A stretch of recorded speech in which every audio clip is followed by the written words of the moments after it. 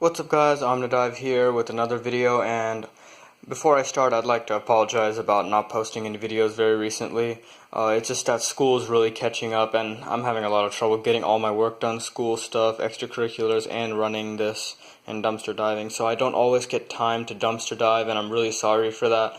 And I also noted that we just passed 10 subscribers, which is an awesome achievement. Thank you guys. Please be sure to subscribe more to keep this channel growing. Yep, let's get on with the video. So this video is not a dumpster diving video, but it does have some stuff to do with dumpster diving, and I'm really excited to show you guys my new lab. So here it is in all its glory. We have a 3-car garage, so my dad and I kind of converted this 3rd-car garage section into a little lab for me to work on all my projects. So let's get into it. Starting here, we have all the electronic components. So here's a couple of prototypes I've been working on, like for example this one is, let's see if it works. It's supposed to be a camera stabilizer, meaning that it should keep the camera level with the ground at all times. You can see it's a little weird, still working on it, but yep, that was my little mock camera, which is nice. Okay, so this is the electronics section. You can see I got these 2 giant drawer cabinets for all sorts of electric components, a couple of prototypes here, and all my tools, multimeter, table lamp. This one's nice because it comes out all the way like this, and it's got a magnifying glass. So soldering with soldering iron like this, soldering would be really easy with something like this. So that's nice. So, yep, that's the electronics section, and for electronics, pretty much 90% of this stuff is all dumpster diving. Like, if you look under here, we built all these, all these desks are custom made. We all built them using wood from Home Depot and things. So, like, pretty much all the stuff in the bins down here, except for some of the stuff, is all dumpster dive. Fine, so like all these USB cables, dumpster dive, all of those cables, and these are a lot of cables. You can see all sorts of cables, PC power, standard power supplies like Ethernet, phone lines, pretty much all from our dumpster dive. And then those laptops, MacBook and the other laptop, dumpster dive. And this is pretty cool.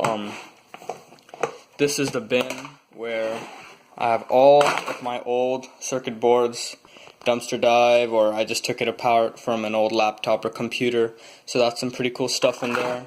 And you can see there's like a Pentium CPU, which is pretty cool. A bunch of motherboards and things like that. So I keep that just because I just like taking apart things and reusing electric components, which is nice. So, that's electronics, and then let's move on to the software and 3D modeling. So you might recognize this. This is my dumpster PC, except I gave away that PC to a friend. He wanted it, and I didn't really have a use for it. So what I did was I kept the monitors because I really like the 2 monitors, and I found this other Windows PC in our garage. Like, this is an unused Windows PC that we had, and I didn't dumpster dive this, but it's pretty good specs, so I use that as a Windows PC. And that's the Windows, but this is the Mac. This is the iMac that I found while dumpster diving, so I'm really proud of this one. And there you go, you can see it boot up. There it is. So yeah, it does work perfectly. I did a test. Everything works, which is awesome. And I also have this. This is a backup hard drive. I also dumpster dived this.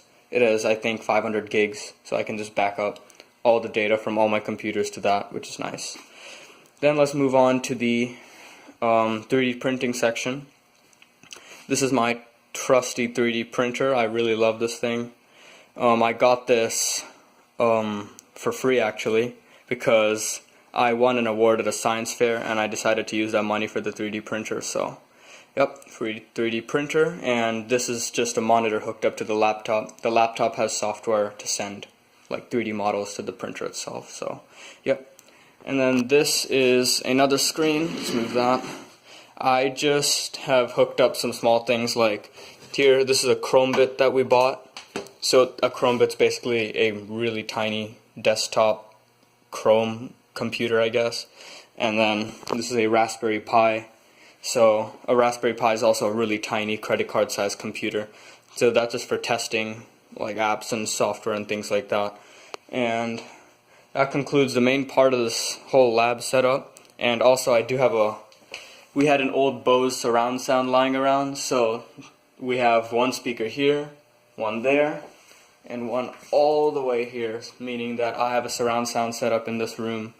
So I can be in this room for hours, like working on projects or schoolwork and things like that.